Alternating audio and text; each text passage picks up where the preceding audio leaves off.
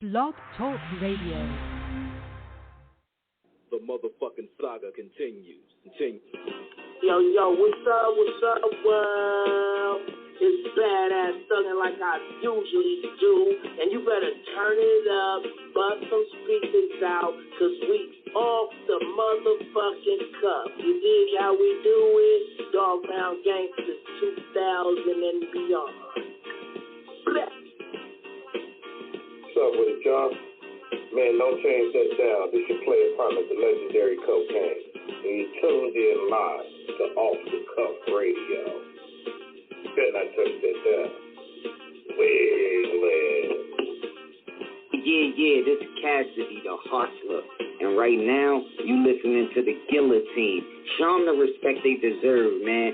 Off the Cut Radio, man. Y'all already know how they doing it, man. I need y'all to stay tuned. They've been doing it for years, so show them the respect they deserve. And you heard it out of bars, mouth. Easy. Keep it moving like this. Yo, this your boy Rampage. You're not rocking with the best. With Off the Cuff Radio. Classic. History.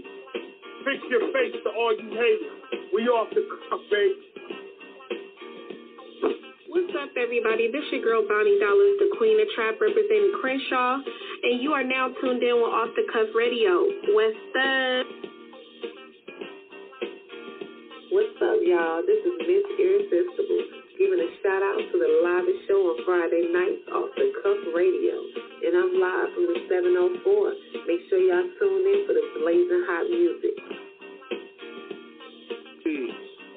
What it ain't, what it do. It's Chili Chill from that original Lynch Mob. And Off the Cuff Radio, always where it's at on Friday nights. West, y'all.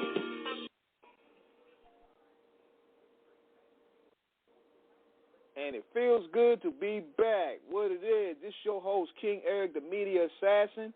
After a month hiatus, we're here to kick off the new year with episode 592 of the best hip-hop show, Off the Cuff Radio, here with T-Max. Welcome back aboard, man. We back after a month hiatus. And it feels good to be back, damn it. Man, yes, it does, man. Look, like the Wu said, reunited. Everybody joining in with us. Happy New Year. It's 2024. And Off the Cuff Radio is still running up the score on everybody, man. Shout out to our co-host and Trail, man, Sandman, Lady Chinchilla, of course, 30 Basement Radio, DJ Sincere, 5-Inch Clothing, Buddy Boy Radio. Everybody, man. It's a new year. Same shit talking. So we're back. Damn Skippy. Skippy, man. Yeah, let everybody know who we got, man. Man, check this out, man. You know we had to start the year off with a bang, right?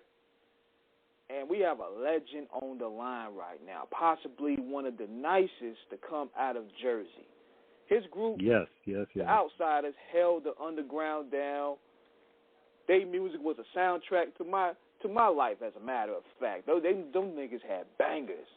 And on top of that, giving affiliation birth to Eminem, Rod Digger, Bizarre, and many others that came from that camp. He's still repping the culture heavily and got a new album with Tame-One. And he's here to tell us his story, talk about the new project. Let's all welcome Young Zee from the Outsidaz. Yeah. What up, fellas? What's going on with good, you? man? Happy New Year. Same old shit, man. Working over here. Yeah, man. Man, Z, this is an honor and a privilege for you to be with us, man. We thank you so much for joining us to set off the new year so lovely, man. I appreciate it, man. I appreciate y'all having me. Y'all be having the real shit up here. I gotta be a part of it. Man, look, it's just another chapter in championship greatness, man, and we're still writing the book with you being an excellent entry in it. Z, like my brother said, y'all, your career is legendary. It is exemplary. I remember the first time I was introduced to your music, of course, the song "No Problem." And I was like, yo, son is nice with it. Yeah, word. That was my Jimmy Jam and Terry Lewis days. And yo, that's a great path to be on in terms of just the whole. The '90s was a vibe. Obviously, your entry starts all the way back in 1991. We're going to get into all of that, and to see you going through your career, to see the different elements of hip hop from different stages. I mean, we had, through the conscious, through the party rap, through the backpacking, to even now in terms of where the culture is still, where some would say it's dead, but for us it's thriving, and you're part of the reason it still is. We get right into it. Tell everybody a little bit about yourself. We got a couple hours. Let's get it. Let's get your history and let's do it. Well, I'm Young Zee from the Outsidaz. I was born in Jersey, and I was raised in California a little bit, and then I came out here after doing my little time in California. I came out here and started going hard on the music. You know what I mean? Formed up with Pace and Digger and DU. We formed the Outsidaz. Started doing music, battling people around in the neighborhood, and that's what got our name up a little bit. Mm-hmm. So, my godfather being James Mtume, he pulled us in. We started doing songs. He got me all on the New York Undercover shit, and then I got to deal with Jimmy Jam and Terry Lewis, and it was all from there. That's what we did the joint you was talking about. You don't want no problem. I mean, Z, when you said New York Undercover, we got to tell the kids out there right fast. Tell everybody how lit that Thursday night lineup on Fox used to be, man, with Martin, Living Single, and New York Undercover, man. Yeah, man, those was the times where every black household was in the house. I don't care what you was doing, you was in the house when that lineup came on. So yeah, man. James Mtume, my godfather, he used to do all the music production for the TV show. So that's how I got on there. They used to give me the pre-production shit. Like if you watch, I think I'm on 10 of them, where I'm just rapping and explaining what's going on in the scene through rap. So And I mean, so I wasn't actually in it, but right. But you would narrate. You would give the vocal narration of it. I remember a couple episodes you did it, man. Yeah. Yeah. So that was the start of us really getting a taste of the TV, radio type shit like that, and then Digger got the deal. Actually, I was with Q-Tip in the studio doing the remix for my next video, and Digger was in there. We couldn't smoke, so we went outside. And when I came back, Q-Tip wanted to sign Digger. She spit a couple raps for him, and then that's how we got that going. And then she got that deal. Then Bus wanted to sign that. Then we was off and running. Then Pace got the deal with Rock a Block. I used to go up to Ski Beats, his house. Ho used to be in there. Yeah. You know what I mean? So he used to be making us beats, and we used to be having our sessions there and shit. And that's how Pace got his deal with Rock a Block for the Rah Rah song and all that. I mean, Z, you're already giving us a crazy ass history lesson, because of course Mtume, Godfather, he was the one that did Juicy Fruit, and also as well when you talk about Ski Beats, man, that dude a black belt and all types of dope, man, with 24-hour karate school 1 and 2. I mean, the stuff he did for Jay-Z, I mean, Original Flavor. Yeah. I mean, Falling from the Sky, all that. I mean, yeah, that's my brother. Cold with it. Yeah, he's still cold with it. He still be doing his thing. Yeah, I mean, I still watch him on IG sometimes when he go live, and he be in the studio cooking. When you see the music and the culture back in the 90s, Z, and you were, you and the crew were just so heavy. Shout out to Pace-One, we had him on a couple years ago. What did you see from the business aspect of it? What did you see about how artists got in? What did you see about the marketing in terms of what was going on, and just the overall, just the aesthetics of the culture that was happening? Well, back then, you know, you had to be like either super crazy fresh or know somebody. A lot of A&Rs was putting on their cousin at one point. Mm-hmm. So it was hard to get in the door. But, you know, luckily I got my starts through just going everywhere and rapping, and people seeing me rapping and you know, they're hearing about me. And that's how I met KRS-One, because I was going to actually, KRS-One did all the beats for my first album. He did like basically all of them, because I met KRS-One. I was with Digga. They went to like a Smoother Hustler and Trigger. She was at a show with Smoother Hustler and Trigger the Gambler. So I went downstairs to the bathroom. There was a bunch of niggas rapping down there. I jumped in the battle. Next thing I know, KRS-One was at my side. And you know what I mean? We ended up being cool as hell after that. He basically walked me through my whole first shit. That's my brother, KRS-One. I love that nigga. But yeah, man, it was, you know what? It was hard to get in unless you knew somebody. It was so organic back then. It was so organic back then how you guys just flowed with legends. It wasn't really a lot of this politicking today. Like it was natural love because of the skill set. Yeah, it wasn't like my manager called your manager. And, nah, it was like, nigga, I'm coming to pick you up. KRS-One, Master J, Biggie, all these, they come pick me up. It wasn't no like, you know what I mean? It was beyond the strings, pulling the strings. It was just like friends. We all were friends. That's why I'm blessed to have friends that, you know, do big things. I treat everybody the same, my billionaire friends to my homeless friends. And that's how basically, you know what I mean? I like to keep it. And so, you know, people appreciate that. And that's how I always keep it. But yeah, I know some shakers and some movers, and you know, it's always good to keep a good relationship with everybody. So that's what the type of shit I've been on, man. It is. Yeah, word. And thinking about that era, man, obviously you're still going strong with it today. When you see how the industry moves, where it's definitely, where obviously, you know, you're dealing with social media in a more out there way, because obviously back in the day, you had to get into the Source magazine, Double XL. I think I got a couple of Source and Double XLs with you in it. I'm going to send you those pictures as soon as I can go through everything. Word. Shameless plug. I have every Source since 1994 and every Double XL since 1997. So to watch the history that you were a part of, like you said, shout out to Peter Spira, who wrote the Rhyme and Reason book. We had him on a month ago, and he echoed those same sentiments you had, Z, about how back in the day when he put together the documentary, it wasn't about calling people. It was about, he was doing a documentary. He just told everybody, yo, you want to be in it?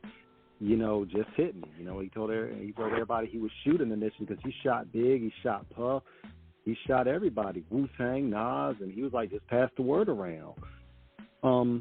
Yeah, no, it was like more of everybody wanted to help each other out. It wasn't too much about money. You know what I mean? Mm-hmm. It was a period where growing the culture was more important than, like, you putting money in my pocket. And that's something when we listen. Go ahead, please. Nah, but it's not like that no more. That's what I'm saying. Like, everybody just want money. Yeah. I think what made it such I think for a lot of us, you know, my brother's 40, I'm 46, I'm 45. We grew up in an era where the music was really going to stand on its own, you know, and to see the era, to see yourself, Rod Digger, the Nas's, Jay-Z's, Wu-Tang's, Biggie's, Tupac's, you know, people that were going to become legends, and we knew they were great, but we didn't know the impact that they would have on it. You know, the Dogg Pound, Snoop Dogg, Dre, you know, when he was starting, Warren G. I mean, the list goes on. And when you see the music was really about, when you look at videos, the videos were really a reflective of the culture, the coast of which you came up in. It wasn't about the bling, although some did have it. It was really about, and the music was all about an organic build of a cacophony of symphony that was really about echoing the ethos of culture. It wasn't forced. It wasn't artificial. It was genuine. It was real, and it was impactful. Yes, and it made you feel good. Yeah, absolutely. And that is feel good to be a part of it. Man, I mean, like King would say, man, the air was different. We're not grumpy old men on air yelling about how bad the culture is, but we just tell the kids today, you really, really felt a movement. You felt an aesthetic. You felt a vibe that was, you had variety, whether it was hip-hop, whether it was R&B, whether it was pop. That was the beauty of where rap music, hip-hop music, R&B was back in the day. When you think about all those artists, and I mean, we haven't even, look, I just mentioned the hip-hop part. We didn't even get into the R&B, you know, like groups like Black Girl, Young Zee, SWV, Shy. Yeah, when Mary first came out. Man, Mary J. Blige, when she first dropped, it was just crazy. But the music really, really, like you said, Z, it made everybody feel good. It was a happy time. And you had your gangster rap because gangster rap was part of the, game, because hip hop. Yeah, the Ice Cubes and that was more the gangster rap, the Ice Cubes and NWA and shit like that. Yeah, but it didn't get in the way of everybody enjoying the variety. It didn't. Yeah, it wasn't really like it didn't come in the way to where people had to try to rap like Cube or rap like a certain individual to sell. Everybody was their own unique and had their own unique styles. Yeah, and also I think in the era of the gangster rap with the Ice Cubes and the NWA, it was more like they was just telling you about how their life was. They wasn't actually killing people like these rappers nowadays. You know what I mean? Yeah. Gangster rappers nowadays really killing niggas and talking about it and then getting indicted for it. Yeah. So it's a different era. When you look at the era of creativity for what you all were doing, when you look at the influences, because you've been doing this for a long time, who are the people that influenced you coming up in terms of what you really were inspired by? I would say like Large Professor, Extra like P. Cypress Hill, the Nas, the Rakims, the really rapping rappers, even LL Cool J. Mm-hmm. The really rapping rappers was the ones that because I'm a lyricist, so I'm about lyrics, not just hearing the beat and you saying anything. Right. So yeah, those are basically Rakims and Cool J's.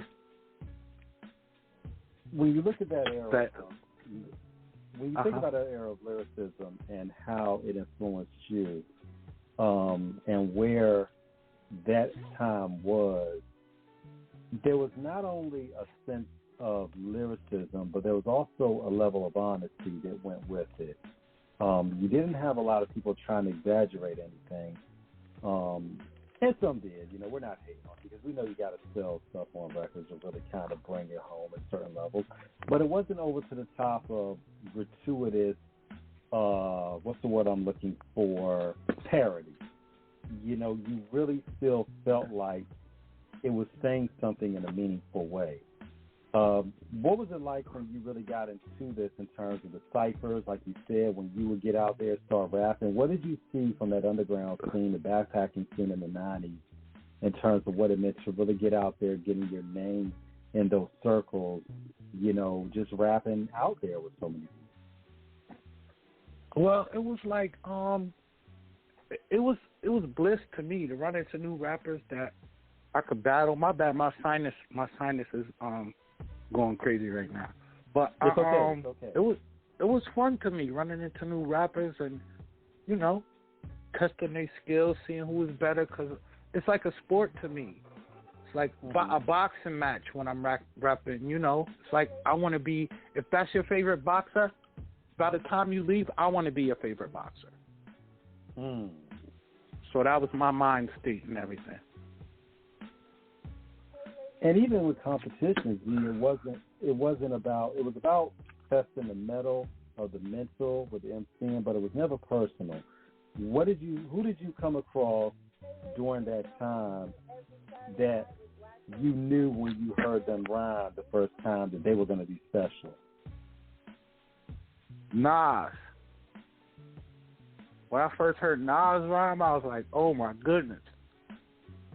And so I felt like he was going to be just what he was, just what he is. Was this going back to the main source, Breaking Atoms, with Live at the Barbecue, or did you just hear him in cycles before then? Yeah, like Halftime and all that. Zebrahead. When I first heard 1992. Yeah. When I first heard Halftime, I was like, "It's over. He gonna dog," and he dogged. And it took a couple years, but I mean, he shout to Faith Newman and Columbia Records for giving him that opportunity. Word. And hearing that beat alone, because it was some production. It was that production that we ain't never heard before, like doom, doom, doom, doom. Which was by Large Professor, who you just mentioned. Extra P did that beat. For yourself, Z, for the first time going in the studio, what was that like in terms of really being able to really be in that area of knowing, like, I'm here and I'm ready to blaze it?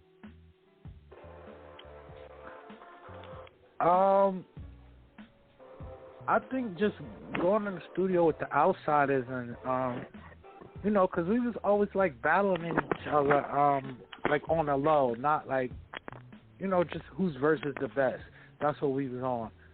So after we did a couple of joints together, it was just like, okay, this is my lane right here. And that's when I felt like I'm gonna be something. Yeah. Fucking with the Outsidaz. Tell us about the times in terms of the performances, what it meant to have a stage show, you all as a crew in terms of, when you all really made official and when you all really started getting out there. What was the watershed moment when you all knew, like, we got something? All of this stuff was a long time ago, so those feelings, I don't know, diminished a long time ago. But I don't know. It's just always when we first did that tour, did the rah-rah, we got signed to Chris Schwartz. It was just insane, bro. We started having so much fun. We started touring, and that's basically, my zen moment when I figured this was for us, and this is what I'm gonna do for the rest of my life. And so touring with the Outsidaz basically made me feel like this is what I'm gonna be doing. That was my moment right there. And so that's what really sparked me up on wanting to be on stage all the time. When you think and what I want to shoot to you too was how. Go ahead. Go ahead, Ken. Go ahead. Yeah, I was gonna ask him, man. Like, how many members officially were a part of the Outsidaz? It was 9 of us. So 9 members. Digga, Pace, me, Ya, Axe, Aziz, Nauseous, Denton, and Eminem. Man. So it was 9 of us. Oh, wow. And I mean, when you think about that era of crews, I mean, of course, Wu-Tang, had the 9 members. You all had 9 members. I mean, it was like, that was a time where, you had a lot of, we had a lot of groups that were 3 or even 9 strong like you all were. What did it mean to have a crew where everybody was lyrically adept, talented, and really was about it in terms of having a shared vision of what you all were trying to do? I mean, it felt good because we chose all of these rappers. I had a hand in choosing every rapper because it was only me, Pace, DU in the beginning.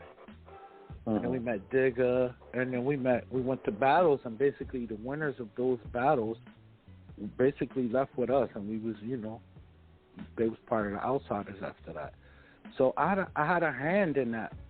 So, yeah, that was it's a hand-picked group, so it always felt good to know that everybody in the group really had bars and really could rhyme. And was from Jersey. And more than anything, you all had a shared love of the culture, and it was a genuine build. To travel together, to be around each other, what was it like to really just, draw inspiration from each other and know that your posse had your back no matter what? I mean, it was a wonderful thing. It's like a team effort. If something happens to you, it's like crutches. One holds the other one up. But, things fall apart, and all the outsiders are not really into doing music no more. So it's just really me, Pace, and Digger. We actually are about to start on a new project now. We just got all the beats. We got 7 beats. Pace did all the beats. So we're about to actually start. I'm about to start working on it this weekend. I'm leaving out of town tonight. So I'm going to start working on that when I get back. And then, how y'all feel about did y'all hear the Tame-One project? Man, I shared that joint this morning because I looked at the video. I said, yo, this shit go hard, man. Like, it got that authentic energy that y'all brought from the 90s up there, but with a new twist of today. It don't sound dated, you know what I mean? Yeah. Thank you, my brother, because we did it 10 years ago. I just had to get it out there. Man, we did it 10 years ago. But I got a whole bunch of new projects coming out on YoungZeeMusic.com. I got the Me and Bazaar project coming out on March 1st, and then I got Runt Dog, Redman's artist, coming out 2 months after that, and then 2 months after that, the Outsidaz project coming out. It's all coming out on YoungZeeMusic.com, because I don't be streaming my shit, because I got genuine fans, so they want to support, and then go to my website and buy it. That's what I built it for. But I don't be streaming my shit like that. Now, bro, let me shoot this to you right. Hold up, T-Man. Let me shoot this to you right quick now. Yeah. You being a performer, man, and you basing a lot of what you do on performance. How did it feel to finally be able to perform again after we were locked down for almost 2 years? Well, I was in jail most of the COVID. I just got out in 2020. I did 4 years for guns, so I just got out in 2020 and I hit the ground running. So I actually got out because of COVID. I got out early because of COVID. Okay. When you think about it, when you think about the Z for what you were saying with your website and everything, because you said you really want to talk, you really want to connect with your fans. You, as an artist, us as children of the culture, we came up in the days of videos and magazines. So we know what that means to have something tangible when it comes to CDs and cassettes that really are a living, breathing exhibit of your craft. Like you said, when you don't, that you don't stream. How do you feel about what's going on today where artists are using that as the default strategy for getting their music out? Do you think it's been advantageous for artists, or do you think artists need to get back to really the hand-to-hand, physicals on the block, really interacting and talking to the people and really engaging with their fan base? Honestly, it's whatever works for you. That don't work for me. That don't work. I'd rather have 100 people or 500 people buy my record for $20 than have 100,000 people listen to my record and I get $10. So rappers, you can't really continue a music. Most of the people that stream and don't really care about that, they work somewhere. You know what I mean? Niggas drive trains and buses and do construction. I don't do none of that. I don't do nothing but rhyme. I sell records online. I sell merch. I do shows. I do features. I don't do nothing but music. So it's not feasible for me to just give away my music, like if you don't have no fans and you're trying to get fans, maybe that might be good for you. But I already have fans that I connect with a lot, and so that's how I can keep it going. Because you can't keep it going with no money. Everything costs money to record. Everything costs money. So, but if you believe in yourself, then you'll pay the money, and then you keep working, and then you'll make your money back, and it'll pan out for you, and then you'll start making money, actually profit. But you have to have a plan to do it, and streaming ain't the plan to do it because you don't make no money. Period. Shameless plug again to Young Don. We had him on the show about 4 years ago. We're never going to stop talking about the brother because the way he broke the math down, and that show is online on YouTube, for y'all to listen to. When Young Khan broke down the numbers on streaming, I still don't know how the hell he did all that damn studying. Well, we know how, but I mean the level of tenacity and perseverance he put into it to break those numbers down, it was crazy. But like you said, Z, same thing you were saying. It's not a lot of money that these artists get on streaming. It's really not a lot at all. You can't pay no bills with that. No, you can't. And this is the issue myself personally I have with streaming. King knows where I'm going with this. Number one, like you said, you don't get paid a lot. Number two, when you're putting it on platforms, especially with this the politically correct society of how people can get easily offended, your music can be up there and then it can get taken down.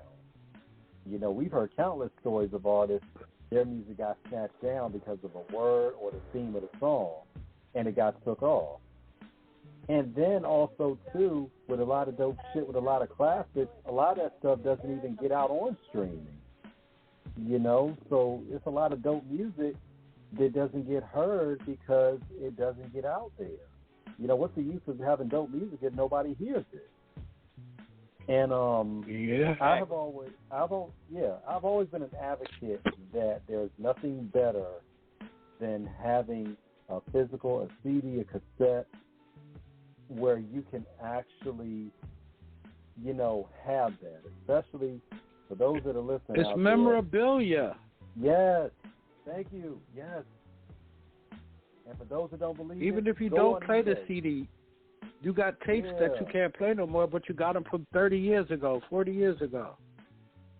And when you think and when you listen and touch it, you can think back to that memory all over again. For those that don't believe me, and don't believe Young Zee and don't believe King, go online right now and find out how much that original Raekwon purple tape is in mint condition.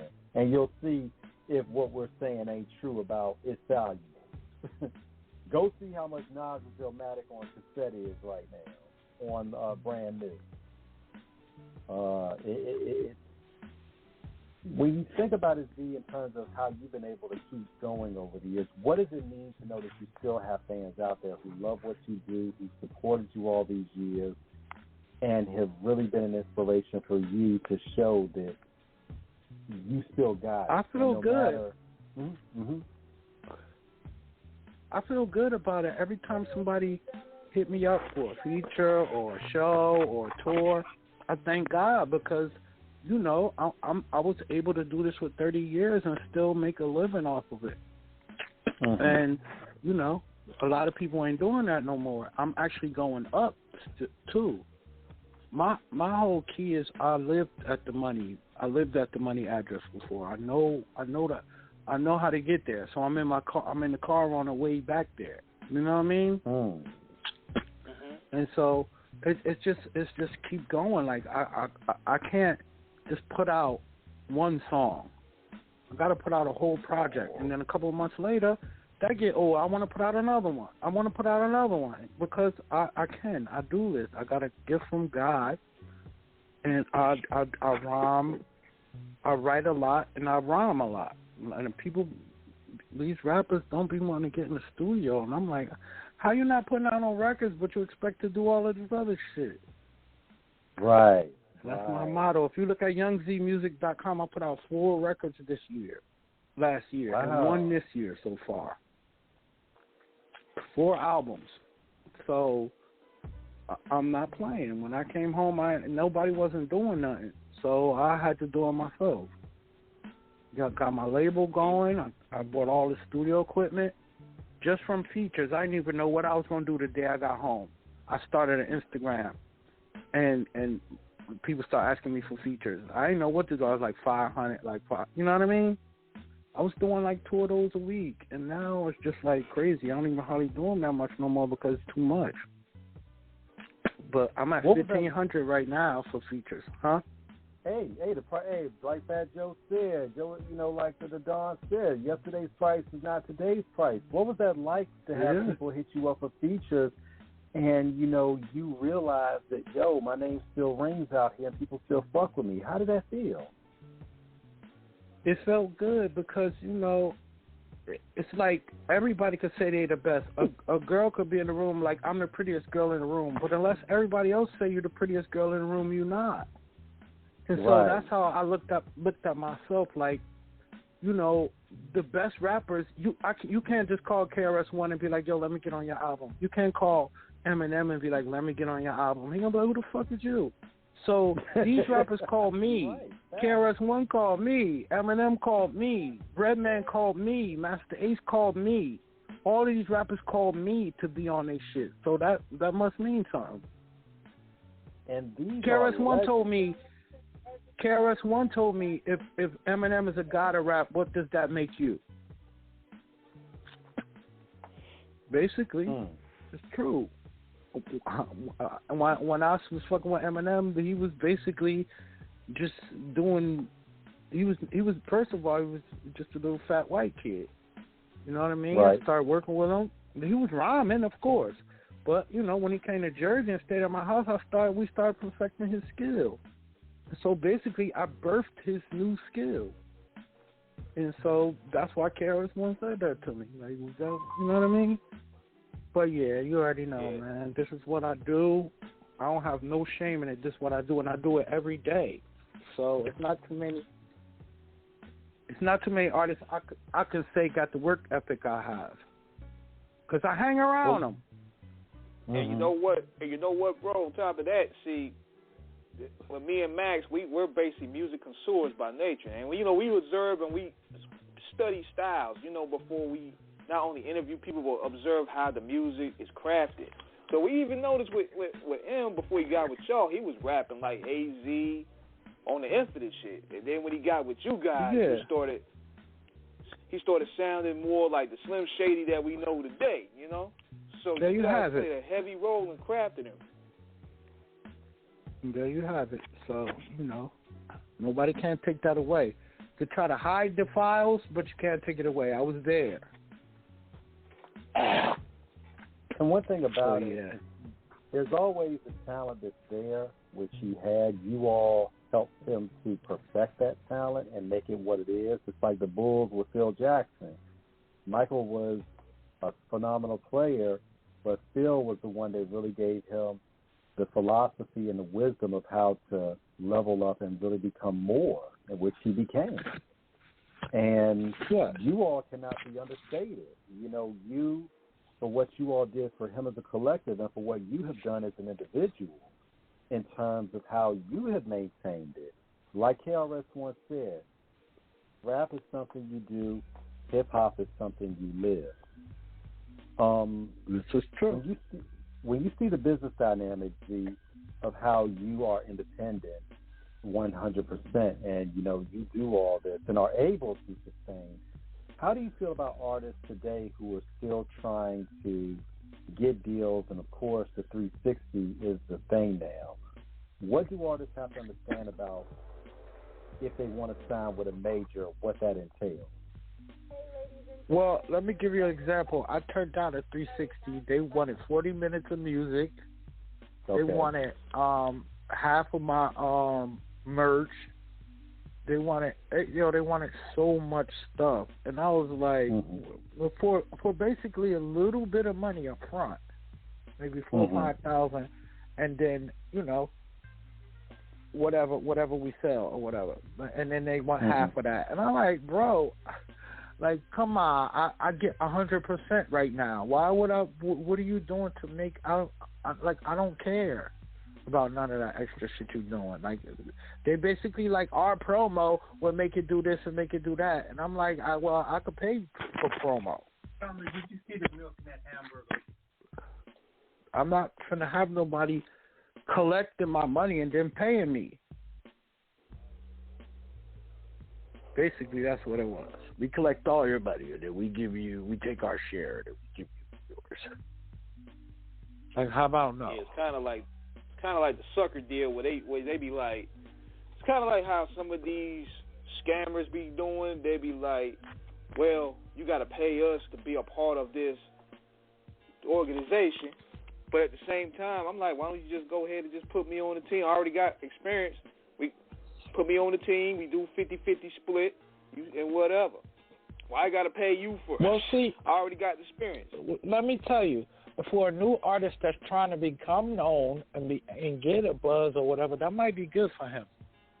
Right. But I'm not a new artist trying to get known. I don't need you to like get me known.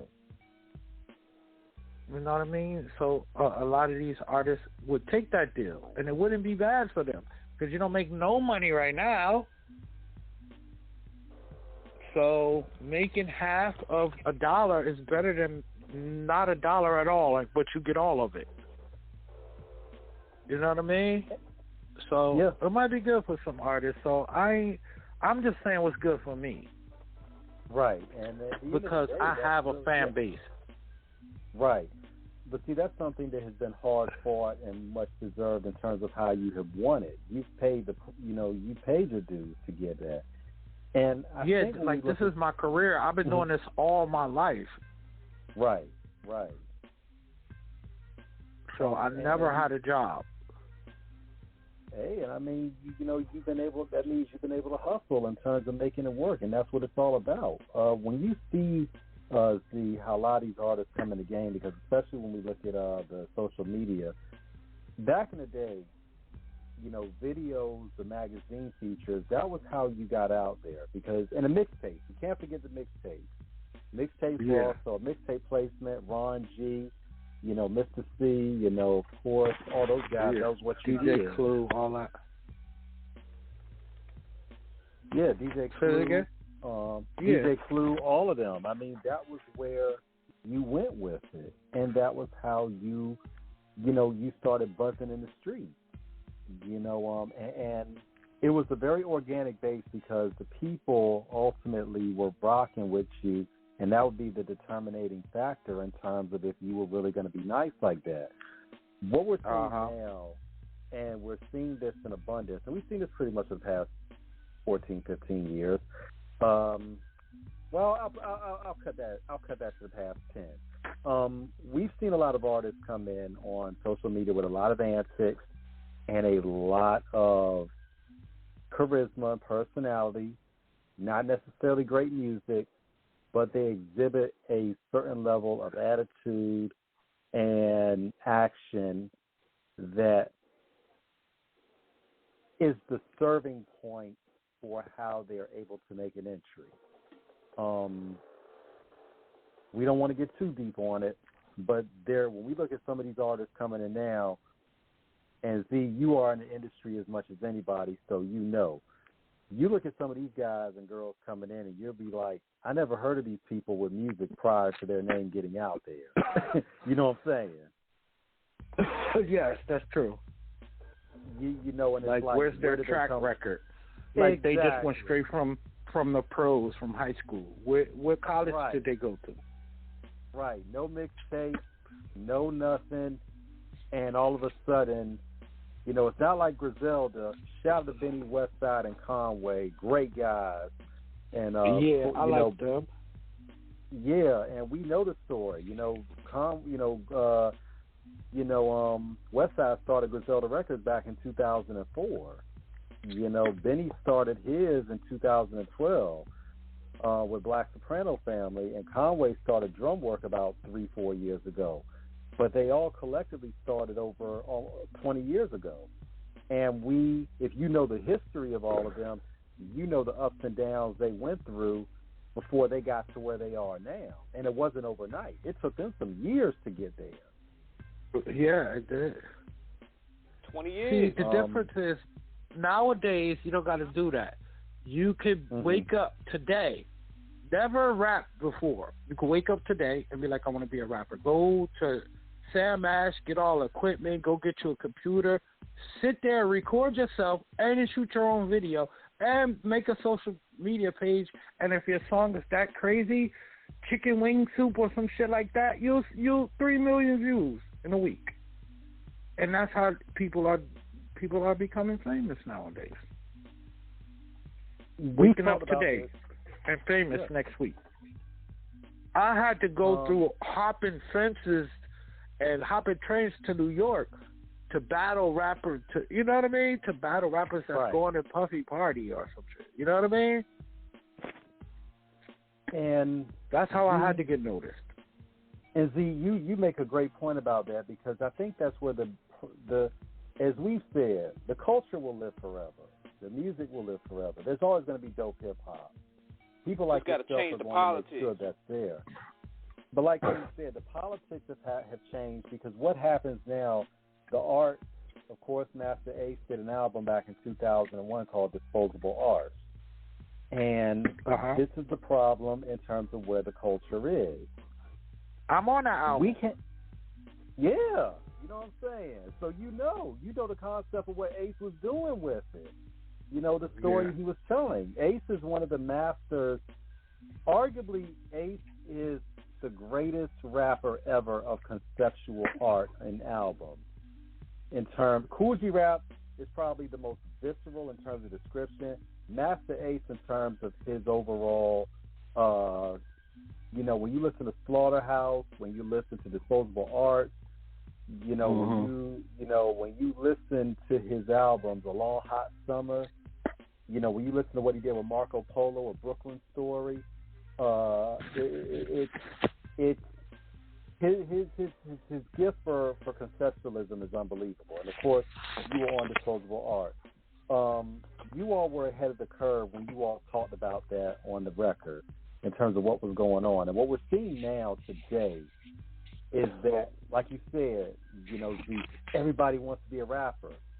We grew up in an era, you didn't rap if you didn't know how to do it. You know what I'm saying? Yeah, you did. Now you can just do anything. And the thing is, I'm not mad. I'm not mad at anybody. If you do whatever you want, God bless you to do music, whether the world likes it. If you got people that buy it, and it's art, I guess. So continue to do what you do. But I got my own lane. I'm gonna stay in my own lane. I'm all about bars. If you ain't about bars, don't even come here. It's because this is my lane. I got it locked, and ain't nobody doing it like I'm doing it. The closest people doing it to, like, lyrically that I'm doing it is the Griselda niggas. And, like, Rock Marcy, that's like my little bro and them. You know what I mean? Yeah, and man. so they killing it. Them is my peers. Other than that, it's about to be over. By this summer, by the time the Outsidaz album drop, it's gonna be over, yo. It's gonna be major labels coming at me to buy my label. That's how much I believe in myself, and that's how much the music I'm coming with. If the working man gets the money, the niggas that's not working, how you gonna get some money? When a person come in with $1 million, like I'm giving out $1 million deal, who's been working and what you got out right now? I got the music out right now, and I've been having it out. Y'all ain't got nothing out. What? How you want some money? Facts. And that's true. How you want some money? Come on, you don't got no music out. You just want me to give you money if you just start putting music out? Where the nigga that been putting the music out? Let me help him. And that's what it do. And people got to understand, from an independent level, of course, we're blessed to do this show, running on an independent level, and, getting to interview people like yourself and so many others. We understand, hey, we're ready if somebody wants to give us $1 million for off the cuff. We here if it's the right deal. Yeah, you got a system already, a team. This is how it goes. I did tons of radio shows. I never did a radio show where as soon as I call, I click on, and it's the radio show. The commercials coming up. Y'all got your shit professionally, and we appreciate. You know what I mean? That. And I dig that. I was like, okay, this is pretty cool. Although I don't have 2 hours, I got to go to the airport shortly. But understood. You already know your shit is really professional, and that's what these people is looking for when they looking for to sponsor something. Like, we got a podcast and it's good looking and it's but if you're trying to do a podcast, come on, you need a pilot to get your TV show on TV. If you don't have a few pilots, then they're just gonna take your word of mouth that you got this TV show called Friends with a bunch of people that live together and it's gonna blow up. Show me first. Show me 3 or 4 episodes. Yeah, and that's what y'all doing and what I'm doing. We got a pilot already. Appreciate it. Yeah, I mean. I want to ask you this, man. You talked about battling and stuff. Like, what? And we ain't never seen this ever again since then, but tell me what it was like when you was at the Blaze battle. That shit right there brought back some memories for real, because that made us literally want to rap. That was fun. Rap. Yeah, that was fun. That's what I do. I told you I started this off as a battle rapper. The key is when I started doing battle rap, I'm just like me, you. I put everything. I'm this, you're this. That you could battle anybody with that. You don't got, you could. That's all you got to do. Me, you this, you this. That's all you got to do is write that. You this, you are this, I'm that, and then that's a battle rap. So that's what I just started doing that, and it basically showed me that niggas is corny because I've been in so many battles before they even started the Blaze battle. So I don't even know how I got in the Blaze battle. I think maybe somebody asked me. It might have been KRS-One. Yeah, I remember KRS-One hosting it. Yeah. I did a few of them. One of them, I beat everybody. I let Pre the Honey Dark win because, me and her was the final contestants, and it's just like me and a girl. I'm like, come on. After the second round, I was like, just give it to her. I don't want to keep calling her a bitch and telling her to suck my dick. Like, I just give it to her. And I gave it to her. You know what I mean? I didn't want to keep doing that to her. It wasn't right. Every time she raps, she's like, I'm the queen of the Nile. You know what I mean? And all the time, I'm like, suck my dick while you pregnant. Just like, I don't want to keep doing that. I remember that last line you had on, I think on the battle. You said your boys ready to listen to Hot 97. It was just the way you said it was funny as hell. Yeah. That was shells. I was battling shells. That was a funny ass battle. You can see that battle on YouTube too. What's the original beats, I might add? Yeah. What's the original what? Yeah, because with the HBO version, they took out a lot, like they switched a lot of the beats around. Cause I put in Young Zee Blaze battle. It'll come up. Okay. On YouTube, just put in Young Zee Blaze battle. It'll come up. Yo, I'm gonna need y'all to go ahead and download. I also got a free mixtape on my website. If y'all got a computer, why don't you pull up my website right fast, youngzmusic.com. Yeah, we're going to look that up now. Yeah, I'm not near one, but King can pull it up. And then I got the Forever Young free download for 50 years of hip hop. I did a mixtape. Oh wow, man. I mean, Z. When you think about that, Z, y'all should have been playing some of that. Yeah, we wanted to make sure we were able to get on the air first. We wanted to make sure we were able to get on the air because, we was on commission for like a month. We wanted to make sure the interview went by first and foremost. But we definitely going to show you love and, push that line for you. Y'all can always have me back up on here. You know what I mean? When I got a little more time, y'all can have me back up on here. We could, shoot the breeze. I'd tell y'all some stories. You know how it go. Man, yeah, man, because you know we will us. definitely line up that. Yeah, like, I know you got things to do, but we definitely gonna line up the part 2, man. I'm gonna definitely keep in touch with you. I appreciate it. You know what I mean? Let's do the follow thing, and let's stay tuned and make sure y'all blast this new Tame shit out there, because I got the single OMG. I got it out on my YouTube now, Young Zee, with 2 E's, and then everybody can follow me at Young Zee Bars on Instagram. I don't really be on too much other shit. I got the book too, but I don't be on that too much either. Understood. But yeah, let's go, man. We going. YoungZmusic.com. We not playing this year. It's over. Man, 2024 is about getting more. Z, legend, this has been an honor, a privilege. Definitely. Yes, I'm on the brothers, website I totally right now. appreciate We on it, brother. Thank you. And yes, man, keep me involved. Keep me pumping. If y'all got if y'all got a little radio slot for me, pop me in there. Let's go, man. I totally appreciate anything. Y'all got some shows going on, let me know. I'll come support. Let's make it happen. Definitely, man. Matter of fact, at the end of the interview, we're gonna play Burnouts right now for the people. So that way we showing our side of the bargain. You know, we let it be known that we being true to you and helping you out. You know what I mean? 'Cause that's what we do at Off the Cuff Radio. Absolutely. I totally appreciate it, man. We don't support each other, nobody else ain't. Man, look, Z, thank you I told so you much when I tell you I'm gonna call you, I call right on point. Absolutely. On point. We appreciate it. Part two going down soon, man. But in the meantime, if y'all that's listening, get all this shit. Get on his website and support this man. Yeah, yo. have some people listening. So the part two, I want to actually play some songs. Maybe can we?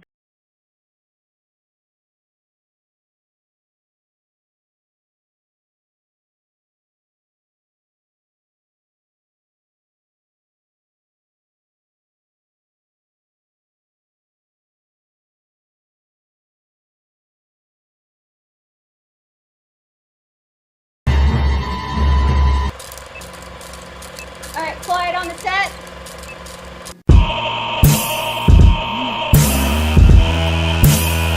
Turn it up, turn it up, turn it up.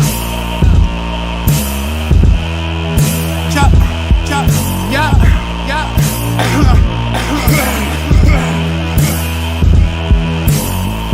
Yeah, yeah, yeah. Oh my God, God. All I can see is, oh my God, God. All I can see is, I'm in a hell, I'm in a hell, I'm in a hell. All I can see is, oh my God, God. Oh my God. That's better, that's better. Oh my God. That's better, that's better. Oh my God, God. Heaven or hell. Heaven or hell. Oh my God. All I can say is, oh my God, God. Is this beat from heaven or hell? Out of space, Neptune, but Quayle not Pharrell. Know how I can tell? He walks with Panthers. No, that's LL Rock the Bells. I rock like Abnell, put you in hospital to my account like Yahoo. You got some L. Please somebody tell Z, pass the mic. He won't pass it. I already asked him twice. You hermaphrodites, if I get stabbed with knives, I don't wanna hear you rhyme in my afterlife. No shots fill you up like you had a slice in a glass of Sprite. You're colder than a bag of ice. Everything's real when I'm rapping, me and Digger like William and Catherine. Y'all more like filming and act. I'm more filling and fasting than after having a meal of tilapia. I write quicker than still in a Maxima. After I drive it, I'm bringing it back to home. Sorry. Riding through Newark in the popped up Buick, bumping some new shit with a few kicks and tom-toms through it. I take acid and make magic, transform Newark to lay plastic, making classics so massive. Beat breaks in each state, split shit in half with National Geographical accurate rap shit. To flip your thinking cap off backwards, I come back with a vengeance, so my descendants intended to blend the sentence with a repentance, to put 2 cents in for the independence. Then I'ma scope like cinema dope, focus perimeters with popcorn and Twizzlers for the big picture, to rip a scripture like a priest that beast. keep rap street, endorsing recordings like an athlete. Don't get that ass beat, fucking with Dizzle and Zee. Just a little, we took the shit out for the shits and giggles. Dead in the middle. Oh my God! Oh my God! Oh my God! Oh my God! Oh my God! Oh my God! Do the right thing. That's all I want to do, Styles. That's all I want to do.